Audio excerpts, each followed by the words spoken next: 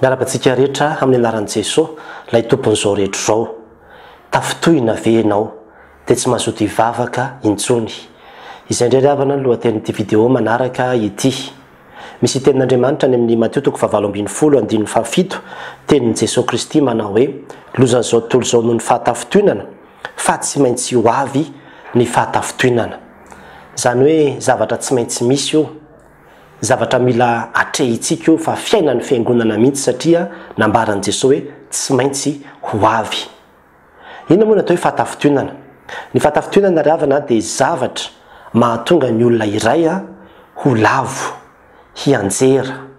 hanota, hiemotra. Amin'ny teny frantsay dia hoe obstacle, tahaka ny hoe vato mirangaranga eo amin'ny lalana. Izay ilay fahatafintohinana. Ary be dia be ny endritra isehony izany ao amin'ny fiangonana. Raha iresakantsika zao amin'ny tian'io ity ohatra any amin'ny hoe fahatafintohinana eo amin'ny mpitarika sy ny mpino fotsiny ihany dia ohatra zany ny hoe asan'izy fifamaliana be teo amin'ilay pastera sy ilay mpino dia tafitohana vokatriny ilay mpino. Na koa hoe tsisy namangy izy nefa 3 volana izy ohatra narary tany amin'ny hôpitaly na narary mafy dia tafitohana vokatr'izay. Na koa indraindray nisy toriteny dia no heveriny hoe tena izy mihitsy no nandefasana valikafatra na kabary tsy valiana tao anatin'ilay toriteny. Mety ho tena fanahiniana ilay izy ho an'ny mpitoro filazantsara sasany, kanefa mety koa hoe tsy fanahiniana fa fifandrifin-javatra fa ilay olona mihitsy ny susceptible dia vokatr'izay dia tafitohana ilay olona. Ary indraindray koa mety misy hoe mpanompon'Andriamanitra manana fitondran-tena tsy mendrika, miaina anatina fahotana isan-karazany dia tsy zakan'ilay olona ilay hoe io no hampandray anay eto, hitarika anay eto, nefa zao ny toetrany, zao ny zavatra izay ataony. Dia mety ho zavatra samihafa tahaka an'izany, fa ao anatin'izany koa mety hoe tsy lany tamin'ny fifidianana ilay olona ohatra dia sositra izy. Na koa hoe nisy hevitra nentiny tao amin'ny fiangonana, na ny zavatra tiany atao tao amin'ny fiangonana dia noho ny fandaminam-piangonana dia tsy navelana nanao an'ilay izy dia sositra izy. Indraindray koa misy fandaminana apetraka ao anatin'ny fiangonana dia misy olona tsy mahazaka an'izay fandaminana izay dia sositra ihany koa izy dia tafitohana dia miala, tsy mazoto andeha hivavaka intsony. Ary mety misy mihitsy aza angamba ny tena hoe fahadisoana avy amin'ilay mpitarika mihitsy satria mety manilika anazy ilay mpitarika na mitady izay fomba rehetra hoe ty olo ity tsy tiako handray andraikitra tao anatin'ny fiangonana fa zao na izao dia tsapan'ilay olona izay faniliana azy izay, fametrahana fitsipika sy lalana samihafa ho azy izay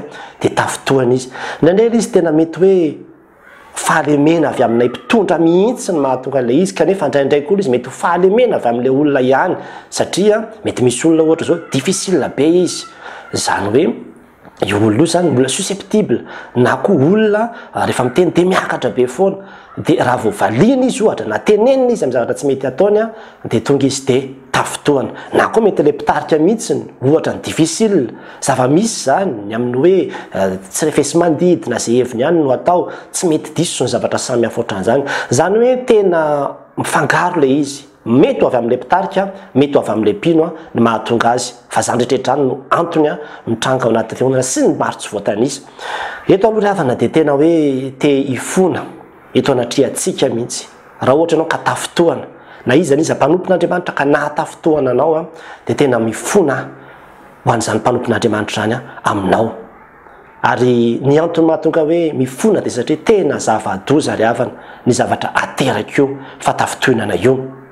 Ohatra fotsiny zao ilay niteneniko teo hoe tsy mazoto hivavaka intsony, fa misy ny olona ihany koa lasa tafalatsaka amin'ilay fitsaratsarana, fanenjehana ny fiangonana amin'izay izy rehefa avy eo manenjika ilay kristianina, manenjika ilay pastera, mbola tsy konvertiry eo, petsara velatsiry eo, verina foana izany teny izany ho an'ny olona hita hoe tafitohana. Dia tahaka izany koa lasa misy alahelo, lolo-po, ratra anaty, fahatezerana amin'ny levona any anaty any, na ihany koa tsy mazoto mivavaka intsony, nefa reny olona ireny amin'ny ankapobeny dia te hivavaka, fa misy an'ilay fahatafitohinana, misy an'ilay ampo zany dia aleony tsy mandeha mivavaka. Ny sasany moa lasa manangana fiangonana ao an-tokantrano hoe zay atao trano sisa mivavaka, zay ny kristianina foana na tsy makany am-piangonana azy. Nefa dia efa nisy vidéo niresahantsika ny mahasarobidy ny fiangonana tato amin'ity pejy ity. Ary ny sasany moa dia lasa mankala ny fiangonana be deaibe raha ny fatatsika fa misy olona zao tena mankala ny fivavahana kristianina mihitsy izy kanefa de zao zany olona zany taloha de olona nafanafo tamin'ny fivavahana kristianina mihitsy fa nizatra natafotoana azy tao de tsy teherika ntsony izy de am'izao fotoana zao eny amin'ny tambazotra tserasirena manao fanaratsiana ny fivavahana kristianina zany no lasa asany ary ao anatin'izany koa misy olona mivadika ate miala amin'Andriamanitra mihitsy sy ny maro tsy voatanisa ry havana ao anatin'le izy daholo lasa misy an'ireny scandale be reny ao amin'ny fiangonana misy olona tonga de mitsangana manohatra be manao zavatra tena hoe fahotana mafaty eo anatrehan'Andriamanitra mihitsy vokatr'ilay fatafitonana ary inona moa ry havana ny tokony ataotsika manoloana azy io voalohany aloha zay tiako ampitana ny afatra dia itsika mpanompon'Andriamanitra zay pitarika tondra ilay fiangonana mihitsy ka hoe tafiditra tao anatin'ilay antony na tafotoana an'ilay olona isika mangataka aminao aoka isika hanetry tena aoka isika hanetry tena manantona tadiavy ny ondronao fa tena zava-dehibe zany ary tenin'Andriamanitra raha misy 5:70 eo ka niraina nia mandehana eninao le olona fantatrao tonga ny ampotsofinao mihitsy ny hoe tafitohana izy vokatr'ilay zava-nisy tao anatin'ny fiangonana na enao ny diso na izy ny diso tsy hany mihitsy ny zava-dehibe fa ny zava-dehibe de ny fanahany olona io mila vonjena mila tadiavina any am'izay misy azy any izy tambatambazina entina hiverina ao amin'ny fiangonana ary zay toetra izay mihitsy ny takina amintsika pitarika izay le antsona hoe servante leader ndray manko tsika pitarika manana lay fahalemena hoe tsy mety diso tsy mahay mifona tsy mahay miaiky kanefa mory havana raha itsika pitarika aza tsy mahay mifona ahoana moa ny ahaizan'ny olona tarihana ifona itsika ny tokony anana an'izany hery ahafahana manatanteraka zany modely sy fitaratra eo anivon'ny fiangonana mihitsy ary ndraindray koa ao anatin'le izy de tadio fa ozy izy ny tenin'Andriamanitra teo lozany zay olona mahatonga ny fatafitonana raha ohatra ka tena hoe ny fitondratena nataonao ny zavatra tsy nety nataonao ny fahalavonao no nahatonga ny olona tena niala tsy nivavaka intsony de tena adidinao kosa raha fantatrao hoe zay no antony nahatonga ny olona nijanona ny manimangy azy ihany mamitra-pihavanana aminy mifona any amin'iny olona iny satria nanamavy ny anaran'Andriamanitra nampiemotra azy tsika ny tenin'andratsy ny anaran'Andriamanitra ary zany ndraindray ny mahatonga ny hoe amitranga sasany raha fa tena hita hoe grave le zavatra nitranga teo de aloha mihitsy aza misitaka mangataka fifondrana toerana mba hatonga le filazantsara handroso eo amin'ny toerana io tsy hatafitoana ny olona izay ny voalohany fa ny zavatra faharoa dia afatra ho an'ny olona izay tafitoana voalohany io ravana de tadidio fa tsy excuse-nao eo anatrehan'Andriamanitra mihitsy zany hoe tafitoana de tsy andeha hivavaka intsony izany tadio tsara fa ny Romana 9:9 de milaza manao izy anampialatsika amin'ny fitiavan'i Kristy fahoriana va sa loza sa sabatra sa fanenjehana sa mosary sa sabatra sa inona tsy misy tokony ampialatsika amin'ny fitiavan'i Kristy tsy misy tokony ampialatsika amin'ny fiangonana tadio tsara fa ny fiangonana dia vatan'i Kristy ary Kristy de maty ho an'ny fiangonana ka ianao ve tsy ho tiany fiangonana fa hiala amin'izany de tsy excuse zany ravana ndraindray moa everiny olona any hoe excuse na hoe vahaolana ny fialana amin'ilay fiangonana de mifindra amina fiangonana hafa za miteny aminao fa na hoaiza anao na hoaiza de tsy misy fiangonana tonga lafatra zany fa rehefa tonga amin'ny fiangonana anankiray ianao ka mijanona elaela ao de manomboka ho hitanao daholo koa ny hoe olombelona ihany tokoa ny ato mitovy daholo any ny fiangonana rehetra ary zao koa ry havana olombelona ihany na de ny mpanompon'Andriamanitra aza tokony manana le masotsika de ny mason'i Jesosy Kristy izay mijery amin'ny fitiavana amin'ny famondrampo ny olona rehetra ary na isika koa raha de mpanota ihany raha iverinao izy ny diso de tadio fa tsy niandro eo ambony maso no nijerevantsika sopantsika fa ianao koa manana azo be eo alohan'ny masonao zay tokony andinianao tena ihany koa ary tadio tsara fa misy tenin'Andriamanitra any amin'ny Hébreu 4:4 milaza fa na de ny mpisorona be aza de mba didiny pahalemena ihany zany hoe ny mpisorona be zany no olona voalohany indrindra tena hoe azo lazaina hoe akaiky an'Andriamanitra indrindra tao amin'ny Israely kanefa dia didiny pahalemena izy tena sahirana na de ny mpanompon'Andriamanitra aza miady amin'ny karazam-paharatsiana samihafa ary mety misy ny fahalavona kanefa de zao hoe famondrampo fa tsy fitsarana no takin'Andriamanitra amintsika ary zao koa ry havana ianao koa mantiny ianao tena diny io ny tenanao sao de antony avy aminao ihany na tafitoana anao ndraindray koa ny hoe resaka tsy mifankahazo hoe na ndraindray resaka ohatrany hoe tsy fahazahoanao zavatra tsara hoe tsy azonao tsara ny antony na tonga le fanapa-kevitra nyraisina de tonga ianao de nandray atendrony de tezitra de niala fa mantiny itsika tena karaha misy zavatra tsapanao hoe tsy mety dia miova ary ny ambopotsika ravana tsy mitondra antsika makay izy io mitondra antsika makany amin'ny fahaverezana io mahatonga antsika ho tafasaraka amin'Andriamanitra fotsiny ihany ka dia tena hoe meteza hamindra fo meteza hamela heloka meteza hameloka satria ny olona koa raha vao tafitohana ka miala amin'ny fiangonana ohatrany io dia manana olana amin'ny resaka famelan-keloka tsy mahasoa antsika izany fa raha tonga amin'io ny tompo ka hitany ianao miala amin'ny fiangonana tahaka an'io inona moa no avalonao azy raha ohatra ka manadina anao ny amin'izany izy any amin'ny lanitra any ary amin'ity an'io ty koa dia te hijery miteny amintsika Jesosy mpanjinina Jesosy lay niantsonao lay nifidenao lay nametraka anao tao amin'io fiangonana io mpanjinina Jesosy anie no niteny hoe tsy anareo no nifidy fa izao no nifidy anareo nanendry anareo mba handesy amo ka tsy pastera ny tompon'ny fiangonana tsy pastera ny tompony no niantsonao tsy pastera ny maty teo ambony azy fijalianao anao fa Jesosy Kristy noho izany tena Jesosy mpanjinina ary raha hitanao hoe mafy be sahirana mihitsy ianao mandevina lay fahatezerana sy lay ratra izay niatra taminao dia manatony azy fijaliana fa zany no antony eto amin'ny azo fijaliana ny ratra rehetrarehetra tompo sitrano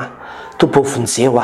atolotra eto anatrehanao ento fa mavesatra loatra ato anatiko mba hananako fo maivana ahafahako miroso mba tsy izany ny sakana tsy hanarahako anao dia izany rehetrarehetra zany ndiavana ary jerevany raha misy zavatra manafotoana anao any ampianarana na any amin'ny fiarahamonina na eo amin'ny firenena indrindrandrindra any ampiasana tsy miala zany tsika na dia ataony ny mpampiasa tahaka ninona sy toetra tahaka ninona azy kanefa rehefa any amin'ny fiangonana indraindray lasa ohatrany hoe zavatra tsy misy engagement le fiangonana fa na zavatra kely sy mihoatra ny tsy tohinina azy dia efa miala isika ohatrany hoe zavatra tsy mavesa-danja amintsika le fiangonana ary farany dia izao ho an'ny tompona andraikitra samihafa raha ohatra ianao ka tompona andraikitra ka mahafantatra fa eo ambany fiadidinao misy olona tena hoe mana fotoana izy satria manana fitondran-tena izy na manana toetra izy na misy zavatra tahaka an'izao izy dia tena tokony misy fanapa-kevitra sy fepetra-raisina ihany ndiavana manoloana an'izany fa tsy avela irangaranga eo foana io vato io dia ny olona fotsiny no tenenina fa lay vato koa mba tokony ahitsy amin'ny toerana tokony hisy azy ihany ary raha jerevanao ny tenin'Andriamanitra any amin'ilay Mateo 7:20 teo 9:5 dia miteny izy manao hoe raha ny tananao na ny tongotrao ny mana fotoananao kapao esory izy hiala aminao zany hoe tokony hoesorina mihitsy le vato mana fotoana rany zany hoe misy fandraisana ndraikitra tokony ataon'ny rafitra samihafa manoloana ireny tranga fanafitoenana samihafa ireny tokony isy fanadiadiana atao hijerevana hoe inona ny antony dia misy fifampitenenana misy fifanitsina misy fifanoroana ka raha tena tsy miova mihitsy le olona dia esorina izy mba tsy hatonga n'ilay fatafitoenana ahazo ny vongana rehetra ary raha mijerytsika amin'ny Korintianina voalohany 5 misy lehilahy mitsangajanga be ao nefa dia mandray andraikitra ao anatin'ny fiangonana dia izy Paoly manao hoe esory io lehilahy io izy fa tsy mety fa manimba ny vongana rehetra manimba ny vongana rehetra ka tena hoe mila mandray fanapa-kevitra tahaka an'izany tsika tsy ny mpijangajanga rehetra akory no esorina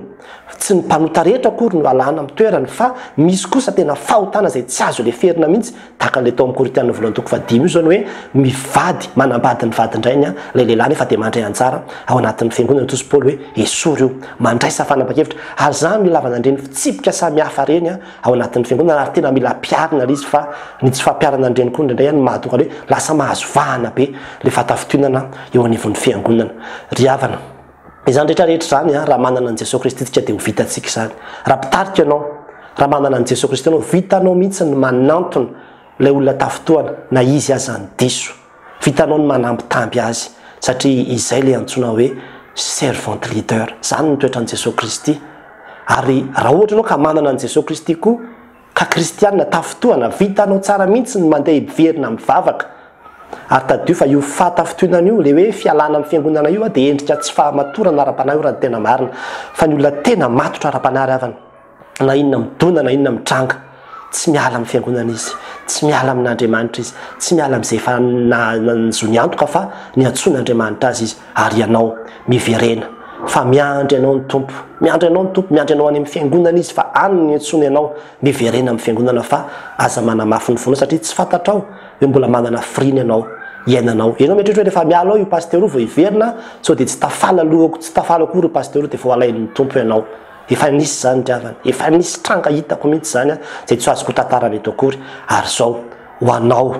izay tompony andraikitra amin'ireny rafitra samy hafa reny raisy tompony andraikitra ataovy tsara ny fanadihadiana ary tokony isy ny fifampitenenana isy ny fifanitsina isy ny fifananarana ary rehefa hita fa tsy misy ny fiovana dia raisina ny fepetra amin'ny famondrana na fanesorana reny olona samy hafa reny satria manjary mirangaranga le vato dia betsaka ny lavo sopotraka ao anatin'izany dia raha